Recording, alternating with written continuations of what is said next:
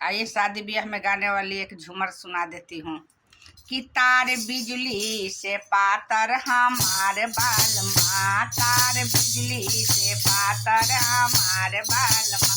ए सासू जी राउर आदत खराब बा, ए सासू जी राउर आदत खराब बा, बेटा कह के बिगड़ लू हमार बाल माँ, तार बिजली से पातर हमार बाल माँ।